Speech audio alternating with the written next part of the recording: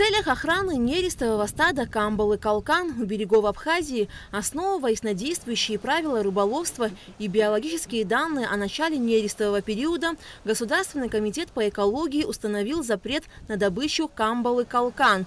Также запрещена установка ставных камбальных сетей. Камбала-калкан, как и все остальные виды рыб, они имеют свой нерестовый период. А вот если говорить о камбале-калкан, то его нерестовый период приходится на май месяц.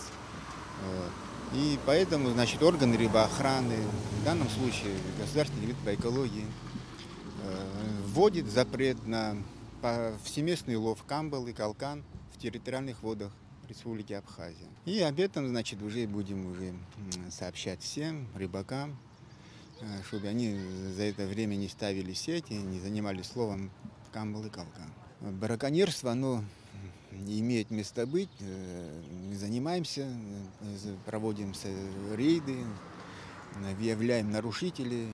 Камбала-калкан – самая плодовитая рыба Черного моря. Кроме черноморского есть еще более мелкий подвид – азовский. Рыба может достигать длины 80 сантиметров и веса до 15 килограмм. Взрослые особи, которым уже по 5-7 лет, нерестятся весной на глубинах до 70 метров. Летом уходят на большую глубину, а осенью возвращаются к берегу. Зрелые особи выделяются среди других очень высокой плодовитостью. Некоторые самки мечут до 20 миллионов икринок при среднем количестве 5-6 миллионов. Но не все они выживают, многие погибают от хищников. В акватории Абхазии производят промышленный лов, но орудие лова – это кошельковый невод, который не затрагивает камбалу на глубине моря, говорят экологи. До 2003 года применялось орудие лова донный трал, и потому популяция донных рыб сократилась. Кошельковый невод, он подразумевает лов рыбы в толще воды. А как мы знаем, камбала, она донная, придонная рыба.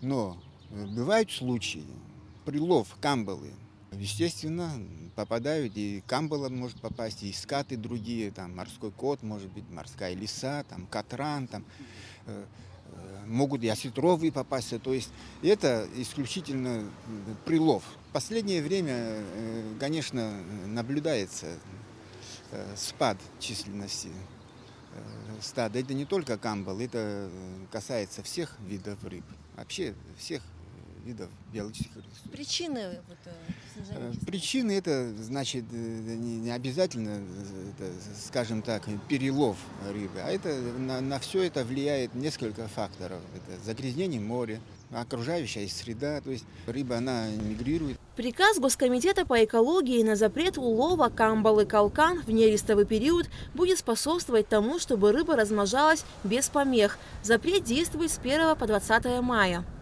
Альга Трапш, Алексея Гухава, Абхазское телевидение.